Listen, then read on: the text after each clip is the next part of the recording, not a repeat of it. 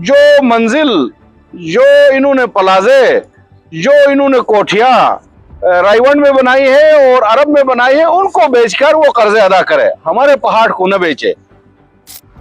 चीन, America, German और 5 ममालिक मिलकर भी K2 का एक पराकापोशी का पहाड़ नहीं बना सकते। ये तो रियासत ने जबर के न खत्म होने वाले मजालिम हमारे ऊपर डालने की कोशिश की और हमने उनको खंद पेशानी से बर्दाश्त किया। तो यहाँ 47 से अब तक गिलगित बल्तिस्तान के अंदर मुझे ये एजाज हासिल है अब तक कि सबसे ज्यादा असीरी काटने वाला एक सियासी कारकुन हूँ। छोटे मामू की मैयत पे मुझे नहीं छोड़ा।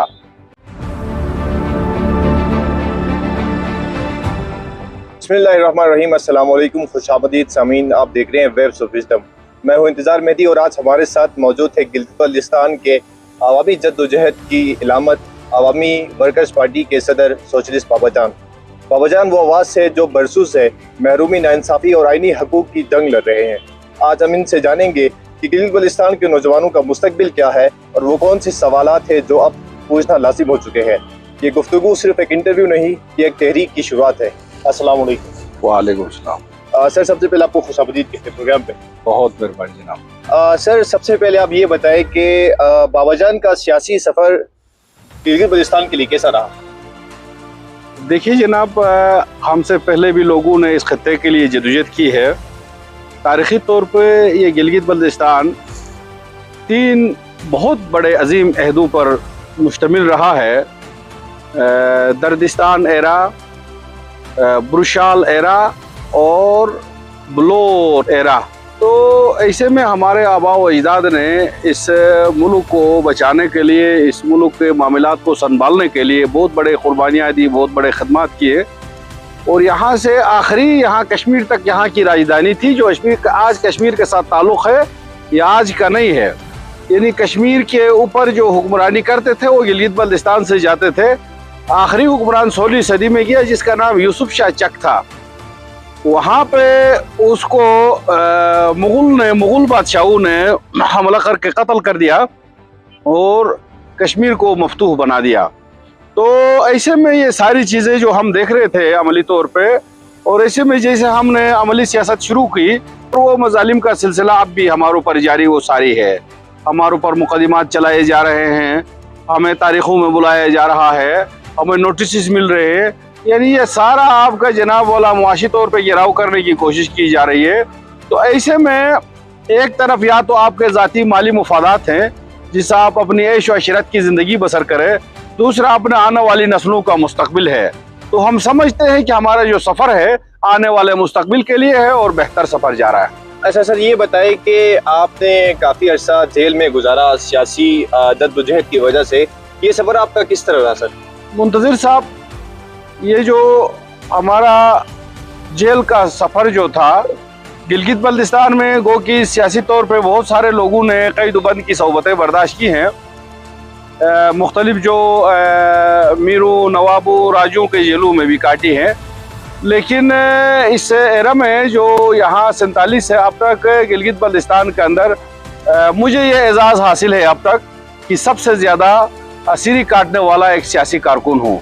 और उसमें भी हमारे ऊपर बेपनाह तशद्दुद किया गया और मुख्तलिफ जगहों में हमें बदल करते गए, जेलों में ले गए। और इवन जनाब बहुत सारे हमारे रिश्तेदारों के, मेरे छोटे मामू की मैयत पे मुझे नहीं छोड़ा। मोहम्मद जामी जो कि मेरे बहुत ही, उसने जनाब वाला हमें पाला पोसा और उसके जनाब वाला हमारा ताया अब्बू ने हमें पाला पोसा, उसके जनाब वाला इन्होंने नहीं छोड़ा। तो आप ये सारों के बावजूद हम उस सफ़र में कामयाब रहे। हम नौजवानों को पैगाम देना चाहते थे कि हमारा खत्ते के बारे में, तो वो कामयाब हो गए। जिस तरह आज हुक्मरान यहाँ के प्यारे प्यारे पहाड़ों के लिए खूबसूरत नजरें ललचाई नज़रों से देख रहे हैं, वो हम पहले बता चुके थे, आज से कई अरसा पहले बता चुके थे। तो ऐसे में कोई जेल, कोई जुल्म जबर किसी सियासी कारकुन का हौसला जो नजरियाती तौर पे मुसल्लह हो नहीं तोड़ सकता है, उसको मजीद मुज़ब्बत करता है। अच्छा सर, मजीद मजबूत करता है। ये बताएं कि हालिया दिनों में वज़ीर आज़म पाकिस्तान का जो एक बयान आया, आपने सुना होगा कि गिलगित बल्तिस्तान के जो पहाड़ है वो पाकिस्तान के जो खरबों डॉलर्स के जो यानी कि कर्जे हैं वो उतार सकते हैं। इसके हवाले से आपका क्या रद्द अमल है? बिल्कुल जनाब, ये बहुत अच्छी सवाल आपने की है और ये बहुत रिलेवेंट सवाल है। अब सवाल ये है कि ये जो हुक्मरानों ने IMF से, चीन से और जनाब वाला अरबियों से इन लोगों ने कर्जे लाए हैं, वो कर्जे आया गिलगित बल्तिस्तान पे खर्च हुआ है? खर्च हुआ तो हमें दिखाया जाए। यहाँ 23 घंटे की लोड शेडिंग है, इंटरनेट नहीं है, बेरोजगार नौजवान फिर रहे हैं। यहाँ सस्त कस्टम से पैसा, इनडायरेक्ट टैक्स का पैसा भी वो लेके गए, वो भी खा गए। सही। तो हम इस कैमरे के जरिए से गिलगित बल्तिस्तान के नौजवानों को ये बताना चाहते हैं, सारे लोगों को पता भी हो, गिलगित बल्तिस्तान के लोगों की दिलों की बात है। ये जो शहबाज शरीफ ने और वज़ीर आज़म दीगर जो जितने भी साबिक सदूर हैं, जो मौजूदा इसका नाम लूंगा, तो वो जो मंजिल, जो इन्होंने प्लाजे, जो इन्होंने कोठियां रायवन में बनाई है और अरब में बनाई है, उनको बेचकर वो कर्जे अदा करे, हमारे पहाड़ को न बेचे। इसमें दो तरह की चीजें हैं। एक तो पहाड़ का ताल्लुक आपका माहौलियात के साथ है। आपके जो ये पहाड़ है, ये पहाड़ बहुत ही कीमती चीजें हैं। ये लाखों साल बाद ये पहाड़ बनते हैं। ये जो आपका बर्फ के पहाड़ हैं बिलखुसूस, तो आप देखें जनाब, ये दुनिया की मैं कई बार कह चुका हूँ, चीन, अमेरिका, जर्मन और 5 ममालिक मिलकर भी K2 का एक पराकापोशी का पहाड़ नहीं बना सकते। ये एक फितरत है, फितरत ने बनाया इनको। फितरत को ये तोड़ना चाहते हैं, तो इसकी हम भरपूर मजम्मत करते हैं और बताना चाहते हैं यहाँ के वसाइल यहाँ के लोगों के हैं और बड़े पैमाने पे कनकनी भी इस खिते के लिए, खिते का जो इसमें जो इकोसिस्टम तबाह कर सकता है। इस वक्त इकोलॉजिकली जो है हसास खिता है हमारा, फ्रिजाइल इकोलॉजी का खिता है, माहौलियात का। ऐसे में इनको बचाने की जरूरत है। यहाँ जो चलने वाली गाड़ियां हैं, वो भी ईंधन के बजाय इलेक्ट्रिसिटी पे चलने वाली, लिथियम पे चलाने वाली गाड़ियां लाने की जरूरत है। इन गाड़ियों को भी यहाँ से रोकने की जरूरत है, बजाय कि आप बिल्डोजर, एक्सकेवेटर और बारूद लेके आप पहाड़ों पे चढ़े और लोगों को जनाब वाला तबाह बर्बाद करे माहौलियात को। ये बैनुल अक़वामी तौर पे पाकिस्तान जाके और पूरी दुनिया भी परेशान है जिन्होंने तबाह किया है। हम समझते हैं ये दुनिया में जो माहौलियात की तबाही आई उसमें पाकिस्तान का 1% भी रोल नहीं है, लेकिन अपने खिते के अंदर तबाही में तो रोल है जनाब वाला। ये DHA बनाने में रोल है, ये बहरिया टाउन बनाने में रोल है, जो जंगल को काट कर, आपकी फसलों की जमीनों को काट कर, जमींदारों से छीन कर यहाँ मादनियात पे कब्जे करके चाइनीज को, अरबियों को, अमेरिकियों को, पठानों को, पंजाबियों को, कराची के लोगों को देने का जनाब वाला ये कौन सा तुक बनता है? ये बैनुल अक़वामी तौर पे भी ये इलीगल काम कर रहा है और ये लोकली भी कर रहा है। और ये आने वाले वक्तों में जब ये पहाड़ों को खोदेगा तो वो तो नहीं देखेंगे यहाँ पे कौन सी स्पाइसीज है, जो जड़ी बूटियां है। सवाल तो ये है, पाकिस्तान का आइन में गिलगित बल्तिस्तान का जिक्र ही नहीं है और उसमें कहीं पे मौजूद नहीं है। इसमें यहाँ हुक्मरानों ने अब तक यहाँ पे नेफ्सी अवार्ड में कुछ देने की बात नहीं की। बिल्कुल सोस्ट में जनाब इन्होंने वहाँ से कस्टम से जो है, कस्टमरी ड्यूटी से यहाँ एंट्री है CPEC का। हमने कहा CPEC का आप लोग तीसरा फरीक हमें तस्लीम करो। लोग उस वक्त नहीं समझ रहे, अब समझने लगे, अच्छी बात है जनाब वाला। CPEC के अरबों डॉलर से लाके गिलगित बल्तिस्तान में बिजली पैदा करे, रोजगार पैदा करे, ऐसा ये नहीं करते हैं। लिहाजा आइन के अंदर इसका कोई जिक्र ही नहीं है। लिहाजा ये बात गैर मुनासिब है कि आइन के शक में इसका मुतनाज़ा होने का जिक्र है। ठीक।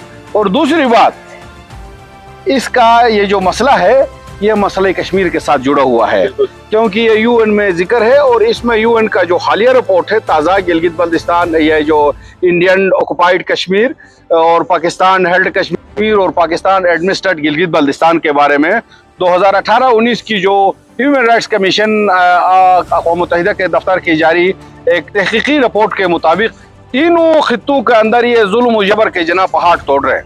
तो लिहाजा आप उसके बारे में अक़वाम मुत्तहिदा ने फाइंडिंग दी है और इनको निशानदेही की है। उसमें जनाब हमारी असीरी का भी जिक्र है यहाँ से। तो इनको कहा कि ये आप गलत काम कर रहे हैं, लोगों को खुद मुख्तार बनाए, ऐसी चीजें न करें। तो लिहाजा हम समझते हैं कि ऐसे में ये जो आपका ये वज़ीर आज़म का बयान है पहाड़ों के हवाले से, तो ये पहाड़ उसकी जागीर नहीं है और उसने अपनी जागीर को, अपने जहाँ जिस आइन में रह रहा उस मुल्क के शहरियों को उसने अजेरन बनाया। इस सिस्टम ने, इस सिस्टम को तोड़ने की जरूरत है। मैं नौजवानों से अपील करूंगा, इसके खिलाफ उठ खड़े होने की जरूरत है। अच्छा सर, जो गिलगित बल्तिस्तान के नौजवान है जो अपने हकूक़ के लिए आवाज़ बुलंद करना चाहते हैं, उनके लिए आप क्या पैगाम देना चाहेंगे? मैं गिलगित बल्तिस्तान के अंदर जो नौजवान तलबा तालिबात मर्द व ख़वातीन ये हुकूक के लिए जदोजहद करना चाहते हैं, मैं उनको सुरुख सलाम पेश करूंगा और उम्मीद रखूंगा कि आप अपने अपने जगह में पीसफुल जदोजहद तेज करें और लोग जो है मोबिलाइज हों, लोग यूनाइट हो, लोग जो आपको लड़ाने की कोशिश की जाएगी, फिर कवारना बुनियादों पर आपको लड़ाने की कोशिश की जाएगी, इलाकाई बुनियादों पर आपको लड़ाने की कोशिश की जाएगी, आपको ये लिसानी बुनियादों पे।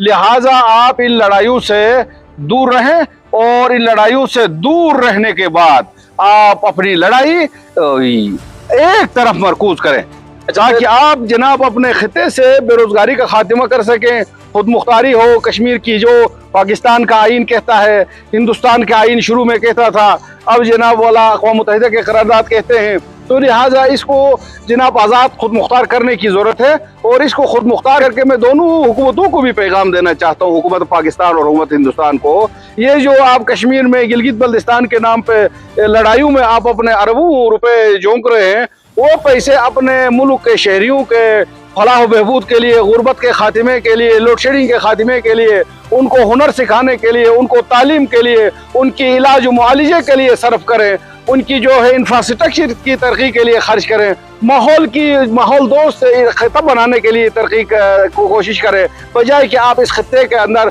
न आपका है, न आपका है, न चीन का है, बेजा आके किसी की ज़मीन में, किसी की जायदाद में, किसी के मुल्क में आप आके घुस के लड़ाइयाँ लड़ रहे हैं। दोनों ममालिक को संजीदगी के साथ इससे पीछे हटना चाहिए और ये वक्त भी बताता है, ये बैनुल अक़वामी कन्वेंशंस भी बताते हैं और ये अखलाकियात भी इनको दस्त देता है। अच्छा सर, आपको अगर गिलगित बल्तिस्तान में ऐसे 3 इस्लाहात करने का मौका मिले तो वो कौन से होंगी सर?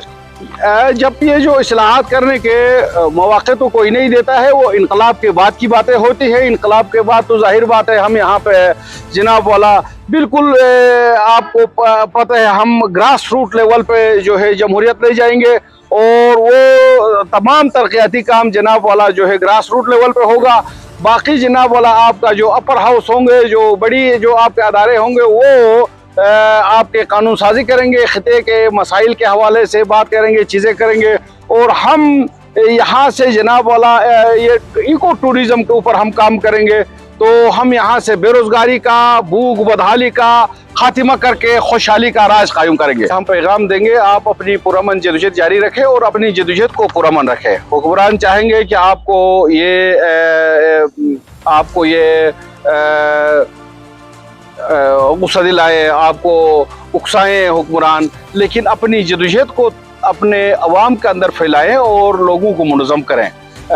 बाकी आप हुक्मरानों के किसी इशारों पे, किसी सहूलतकारों के आलयकार न बने, बल्कि किसी पुरपगंडे में ना आए। आज तो पूरी एक क्लिक करें तो गूगल इंजन आपको पूरी दुनिया की चीज़ें बताता है, तो लिहाजा आपको चाहिए गिलगित बल्तिस्तान के नौजवानों को ये वक्त आ चुका है, ये वक्त पुकार रहा है कि आप अपनी मादर वतन की इन पहाड़ों की हिफाजत करें, कश्मीर के पहाड़ों की हिफाजत करें, तो और अपने जो साथ होने वाले मजालिम के लिए आप उठ खड़े हों, आप तालीम के लिए उठ खड़े हों, आप सेहत के लिए उठ खड़े हों, आप इत्तेफाक के लिए उठ खड़े हों, इत्तेहाद के लिए उठ खड़े हों। तांगीर वाले का मसला हुंजा वाले समझे, हुंजा वाले का मसला नगीर वाला समझे, नगीर वाले का मसला सिकरदो वाला समझे, सिकरदो वाले का मसला मुजफ्फराबाद वाला समझे, तो तब आपका मसाइल हल होंगे।